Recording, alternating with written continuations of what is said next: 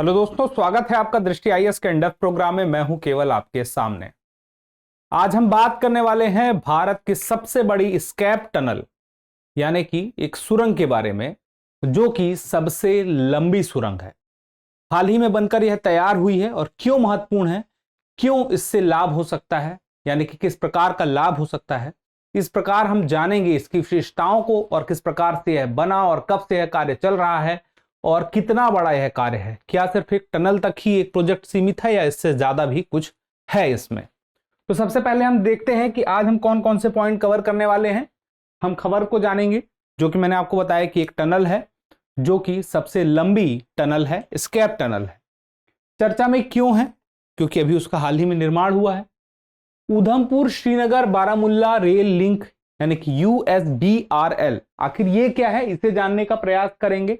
ये एक खास तरह का प्रोजेक्ट है जिसके अंतर्गत ही यह टनल बनी है। तो दो टनल हैं, एक तो है T49 और एक T13 है, जिसको आज हम कवर करने वाले हैं। दोनों का आपस में एक खास संबंध है, उसे भी जानेंगे। उसके अलावा चुनौती और निर्माण पद्धति, यानी कि इसके निर्माण में क्या चुनौती रही और क्या पद्धति थी, किस पद्धति के तहत बनाया गया, उसका नाम भी आपको पता होना चाहिए।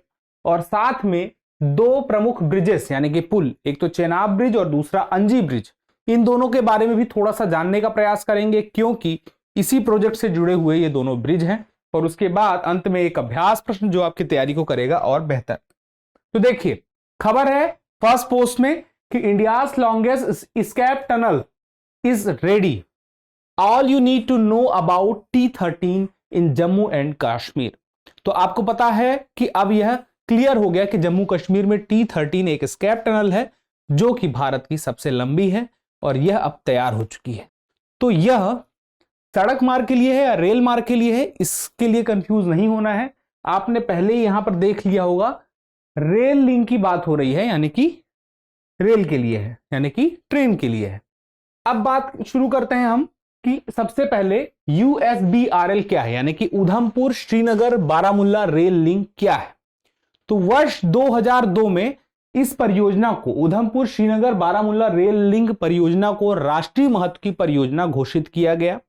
इसका मुख्य लक्ष्य क्या था कि जम्मू कश्मीर को एक वैकल्पिक और विश्वसनीय परिवहन प्रणाली प्रदान की जा सके, यानी कि जम्मू कश्मीर का जुड़ाव भारत से, पूरे भारत से और बेहतर तरीके से हो सके। जम्मू कश्मीर के सुदूर क्षेत्रों तक रेलवे की पहुंच हो सके, जो घाटी के क्षेत्र हैं वहां तक भारतीय रेलवे पहुंच सके और आवागमन आसान हो सके। इन्हीं बातों को ध्यान में रखते हुए यह प्रोजेक्ट जो था 272 किलोमीटर की लंबाई का प्रोजेक्ट था, जिसका कार्य शुरू हुआ और शुरुआत में यह तय किया गया कि 2009 तक यह निर्माण कार्य पूरा हो जाएगा। लेकिन यह कार्य अभी चलता रहा और अभी जारी है, क्योंकि यह बहुत बड़ा प्रोजेक्ट है, सरकारें भी बदली। अब कुछ और बातें, भारतीय रेलवे नेटवर्क के साथ कश्मीर घाटी को जोड़ने वाला यह जो रेलवे लाइन है, तो इसमें आपको तो पता है कि कहां तक जोड़ी जा चुकी है, यानी कि आपको पता है कि जम्मू तवी तक जाती है, वहां रेलवे स्टेशन है। कटरा तक रेलवे स्टेशन है, जहां वैष्णो देवी के दर्शन करने लोग जाते हैं। माता वैष्णो देवी के दर्शन करने जाने वाले लोग कटरा रेलवे स्टेशन तक जाते हैं। लेकिन उसके आगे की स्थिति, जैसे कटरा से बनिहाल के बीच में अभी कार्य जारी है, वहीं पे सुरंग है, उसी के लिए तैयार किया जा रहा है कि आगे भी ट्रेन को ले जाया जा सके, भारतीय रेलवे को आगे तक पहुंचाया जा सके। तो 272 किलोमीटर में से अभी तक कुल कितने किलोमीटर का प्रोजेक्ट पूरा हो चुका है? तो 161 किलोमीटर का प्रोजेक्ट पूरा हो चुका है और 111 किलोमीटर कटरा से बनिहाल का कार्य चल रहा है। इसको थोड़ा और विस्तार से जानेंगे, लेकिन सबसे पहले कुछ विशेष बातों को जान लेते हैं, जैसे कि 38 सुरंगें इस पूरे प्रोजेक्ट में, USBRL के पूरे प्रोजेक्ट में 38 सुरंगें हैं, जिनकी कुल लंबाई कितनी है? 119 किलोमीटर संयुक्त लंबाई, मतलब 38 सुरंगों की कुल लंबाई अगर जोड़ दें पूरे रेल मार्ग में तो 119 किलोमीटर, 272 किलोमीटर में से सबसे लंबी कौन सी है? T49 कितनी है? आगे अभी चर्चा करेंगे इसके बारे में। पुलों की संख्या यानी कि ब्रिज की संख्या कितनी है इस पूरे रेल मार्ग में? तो 927 पुल है यानी कि ब्रिज है, और संयुक्त लंबाई कितनी है? 13 किलोमीटर की है। अब यहां पर दो प्रमुख पुल यानी कि ब्रिज हैं, जिनके नाम आपको पता होने चाहिए और क्यों प्रमुख है यह भी पता होना चाहिए। एक तो चिनाब ब्रिज है, जिसकी कुल लंबाई 1315 मीटर, आर्क स्पैन 467 मीटर और नदी तल से 359 मीटर की ऊंचाई। मुख्य बात यह है कि यह दुनिया का सबसे ऊंचा रेलवे ब्रिज है, दुनिया का सबसे ऊंचा, यानी कि जो आईफिल टावर भी है ना, उससे भी 35 मीटर और ऊंचाई पे जाएंगे, उतनी ऊंचाई पर यह बना हुआ है चेनाब ब्रिज। तो अपने आप में आप अंदाजा लगा सकते हैं कितना ऊंचा है और कितने फक्र की बात है कि इसका निर्माण ऐसी कठिन परिस्थितियों में, ऐसे कठिन स्थान पर किया गया है। अगली बात एक अंजी खंड है, जो कि भारतीय रेलवे का पहला, कश्मीर में भारतीय रेलवे का पहला केबल स्टे ब्रिज है। ठीक है, यह किस प्रकार का होता है केबल स्टे ब्रिज, इसे भी हम आगे चल के अभी देखेंगे। तो सबसे पहली बात जो मैंने आपसे कही कि इस पूरे प्रोजेक्ट को USBRL को हम एक इस मैप में देख लेते हैं। तो देखिए, मैंने आपसे कहा था जम्मू तवी तक तो जाती है, उसके बाद कटरा तक, यहां तक ट्रेन जाती है, और यहां ये उधमपुर है। उधमपुर से कहां तक हमारी ट्रेन जाने वाली है, पूरा प्रोजेक्ट कहां तक है, बारामुल्ला तक। उधमपुर से बारामुल्ला तक का ये पूरा रेल लिंक प्रोजेक्ट 272 किलोमीटर का है। अब आप अगर ये देखें तो उधमपुर से कटरा तक का कार्य पूरा हो चुका है, और यहां पर ये बारामुल्ला से लेकर के गाजीकुंड तक भी रेलवे की लाइन बन चुकी है। लेकिन गाजीकुंड से नीचे ये बनिहाल से लेकर के कटरा तक आते हैं, तो यहां पर कार्य अभी बनिहाल से कटरा तक कार्य चल रहा है, और यही 111 किलोमीटर का कार्य बचा हुआ है। तो हमें इस पे ही देखना होगा कि यहीं पर चेनाब ब्रिज ही मौजूद है, और यहीं पर हमारा अंजी कुंड भी, यानी कि अंजी खंड ब्रिज जो है वह भी मौजूद है। और यहीं पर आप देखेंगे तो यहीं पर टनल मौजूद है, कौन सा, अपना 49, जिसके बारे में हम बात करने वाले हैं। और अब टनल 49 और टनल 13 का क्या संबंध है, इसको भी हम आगे चल के अभी देखेंगे, क्योंकि खबर में T13 लिखा हुआ था, तो 49 13 से हम क्या रिलेशन बना सकते हैं। सबसे पहले एक ये बात जान लीजिए, उसके बाद आगे देखते हैं।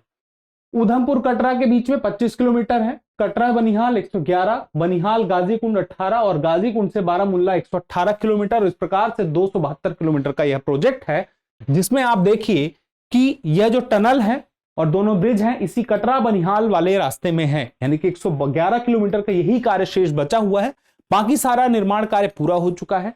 तो इसमें इतनी कठिनाई क्यों हो रही है या इसमें समय क्यों लग रहा है, क्योंकि यहीं पर सबसे ज्यादा क्या बन रहा है, टनल बन रहा है, यानी कि सुरंग बन रही है, क्योंकि हिमालयी क्षेत्र में यह आता है, और यहां पर हिमालयी क्षेत्र में रेलवे के लिए रास्ता तैयार करना अपने आप में बहुत ही चुनौतीपूर्ण है, जिसके लिए बहुत आधुनिक तकनीकी का इस्तेमाल किया जा रहा है, ज्यादा लोगों का इस्तेमाल किया जा रहा है, फिर भी समय तो लग ही रहा है। तो देखिए, प्रमुख बातों में से यहां पर जो मुख्य बात है कि जो हाइट किसी ब्रिज की सबसे ज्यादा है, तो आप देखिए 359 मीटर है, यानी कि वही चेनाब ब्रिज की बात हो रही है जो यहां पर है, इसी में है, कतरा बनिहाल वाले ट्रैक पे है। तो अब हम मुख्य बात पर आते हैं जो हमारी खबर से जुड़ी है। स्कैप टनल 13 और T49 का आपस में क्या संबंध है, तो सबसे पहले कटरा बनिहाल रेल लाइन में बनी है, ये जान लीजिए। उसके बाद T49 को सबसे पहले समझते हैं। जो टनल T49 है, एक जुड़वा ट्यूब सुरंग है।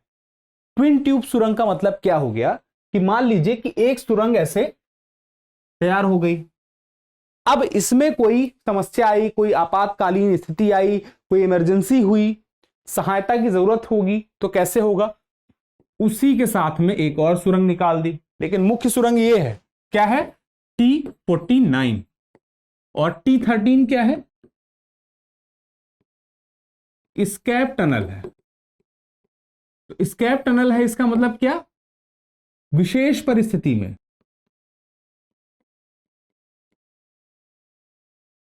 आपातकाल में बचाव के लिए, या मान लीजिए कोई समस्या आई, उसमें सुधार करने की जरूरत है, तो इसी विशेष टनल यानी कि स्कैप टनल 13 का इस्तेमाल किया जाएगा। दोनों की लंबाई देखें तो जो मुख्य सुरंग है यानी कि T49 की लेंथ कितनी है, 12.79 किलोमीटर। जो स्कैप टनल है T13, उसकी लंबाई कितनी है, 12.895। तो भारत की सबसे लंबी स्कैप टनल कौन सी है, तो यही है T13। ठीक है, और सबसे लंबी मुख्य सुरंग कौन सी है, तो आप देख सकते हैं T49। आपातकालीन परिस्थितियों में बचाव और राहत कार्यों के लिए इसका निर्माण किया गया है, जैसे कि मैंने आपसे बताया। लेकिन कैसे होगा, कुछ पैसेज भी तो होंगे दो सुरंगों के बीच में, एक सुरंग तो आप किए जा रही है और एक किए जा रही है, इनके बीच में कुछ पैसेज भी होंगे, तभी तो ये आपस में जुड़ सकेंगे। तो इस प्रकार के कितने जुड़ने वाले पैसेज हैं, तो आप देख सकते हैं 33 क्रॉस पैसेजेस यहां पर मौजूद हैं, जो कि अपने आप में ठीक ठाक संख्या है। अब इसके निर्माण में चुनौती क्या थी? चुनौती मैंने आपसे वही वाली बात बताई कि हिमालय के जो पर्वत का क्षेत्र था उसी से यह घिरा हुआ क्षेत्र था। रामबन फॉर्मेशन के साथ साथ खोड़ा, हिंगनी, पुंदन नालों जैसे चिनाब नदी, विभिन्न नाले, विभिन्न चिनाब नदी की जो अन्य सहायक नदियां हैं वो इस रास्ते पर मौजूद थी, जो कि यहां पर रेलवे ट्रैक को बिछाने के लिए जो ट्रैक बनाना था उसके लिए मुश्किल खड़ी कर रही थी। ये जो टनल बनाना था उसके लिए मुश्किल खड़ी कर रही थी। तो अभी तो फिलहाल टनल बना है, अब इसमें रेलवे की लाइन धीरे धीरे बिछेगी और यह कार्य आगे तक चलता रहेगा। और बनाया किस प्रकार से गया यह टनल, यह महत्वपूर्ण है। तो यह बनाया गया न्यू ऑस्ट्रियन टनलिंग मेथड से। अब यह तो मुख्य बात हो गई कि नाम इसका क्या है, न्यू ऑस्ट्रियन टनलिंग मेथड। आखिर इस मेथड में होता क्या है, मुख्य बात यही है कि ड्रिल किया जाता है और ब्लास्ट ही किया जाता है। ड्रिल किया जाएगा मशीन से या तो ब्लास्ट किया जाएगा, लेकिन ड्रिल और ब्लास्ट करने की इसकी एक अपनी अलग तकनीक है। लेकिन मुख्य बात यही आपको याद रखनी है कि ड्रिलिंग और ब्लास्टिंग का कार्य ही होता है इस मेथड में, ठीक है। अब आगे देखने वाली बात है चिनाब ब्रिज। मैंने कहा इसी ट्रैक पर यूएसबीआरएल का यह जो पूरी परियोजना है उसमें कटरा बनिहाल के बीच में ही इसी टनल के आसपास एक ब्रिज है जिसका नाम है चिनाब ब्रिज, और दुनिया का सबसे ऊंचा रेलवे पुल है। याद रखिएगा, रेलवे ब्रिज, रेलवे पुल कितना है, 359 मीटर। जो पेरिस में आईफिल टावर है उससे भी कितना, 35 मीटर ऊंचा है। अब इसमें एक और महत्वपूर्ण बात क्या है कि आप देखिए यह इस प्रकार से आर्क ब्रिज है, ठीक है। यह जो है जब ये और ये आपस में जुड़े, इनका पूरा जुड़ाव हुआ, इसको गोल्डन ज्वाइंट कहा गया था। अब यह किस नदी के ऊपर बना है, इसके नाम से समझ गए होंगे, चिनाब नदी के ऊपर यह ब्रिज बना हुआ है। इसकी ऊंचाई तो आपको पता ही चल गई। खास बात यह है कि रिएक्टर स्केल पर अगर 8 के पैमाने तक भी भूकंप आता है तो इससे कुछ नहीं होगा।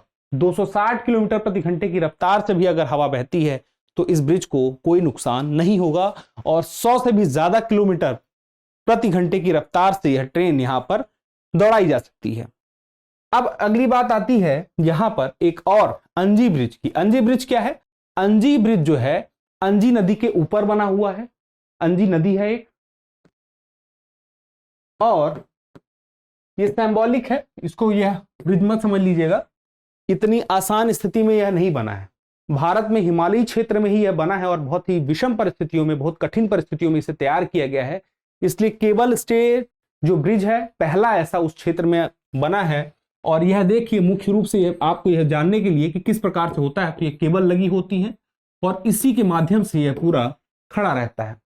तो ये जो है अंजी नदी के ऊपर है, और इसी कटरा बनिहाल जो परियोजना है, सेक्शन है, उसी में यह मिलेगा।